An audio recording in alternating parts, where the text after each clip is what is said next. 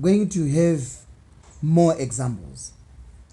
We are given that g of x is equal to x cubed minus 9x squared plus 27x plus 37. And A says determine and classify the stationary points of G. Part A, we are answering. We derive G, and we have G dash of x is equal to 3x squared minus 18x plus 27.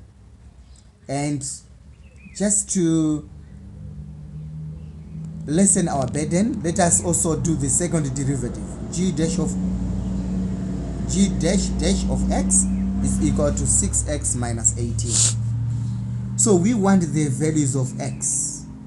3x squared minus 18x, we divide by 3 throughout. We have x squared minus 6x plus 9 is equal to 0. This here is a perfect square, so x minus 3 squared is 0. So our x is 3 twice. This already shows me that the point x is equal to 3 is a turning point. Please take note of that. It might not be a turning point, it might be a point of inflection, or it might be a turning point. So g dash of 3 is equal to 64. So we can with confidence say 3 minus 3 and 64 is a point of a stationary point. Please get to understand that it is a stationary point. Then g dash dash of 3 is 0. So second derivative cannot help us to classify the stationary point we got above. So what do?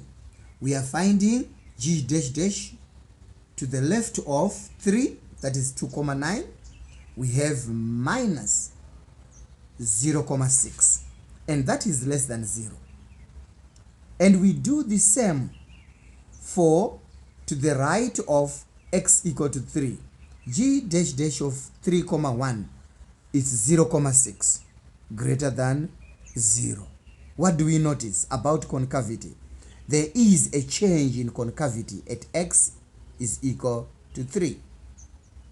Therefore, 364, that point, is actually a point of inflection. Very, very important for us. Part B says, discuss the concavity of G. So, like we have said, when talking about concavity, we can actually use the first derivative as well. So, part B, G dash of 2,9, that is to the left of 3, we have 63,999. And G dash of 3,1, we have 64,001 greater than 0. Therefore, we can make this conclusion. So the first derivative test tells us that there is neither a maximum or a minimum at 3 and 64. G increases from left to right, and the concavity of G changes at x equal to 3, from concave down to concave up. Part C is saying, show that x is equal to 1 is the only real root of g of x is equal to 0. So we are testing g of minus 1 gives us 0. You just substitute, you get a 0. Therefore, x equal to minus 1 is a root, and so x plus 1 is a factor. Now, using the synthetic division, we want to get these coefficients for our trinomial. So our g dash of x, g of x is equal to x plus 1 into x squared minus 10x plus 37. Does this have factors? You will notice that you can't factorize that. So it has no real roots or real factors, since b squared minus 4ac is a negative number.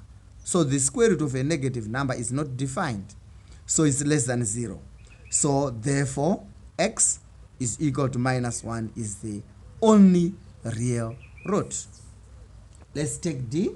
Sketch G showing the intercepts with the axis and the coordinates of the stationary points and the points of inflection.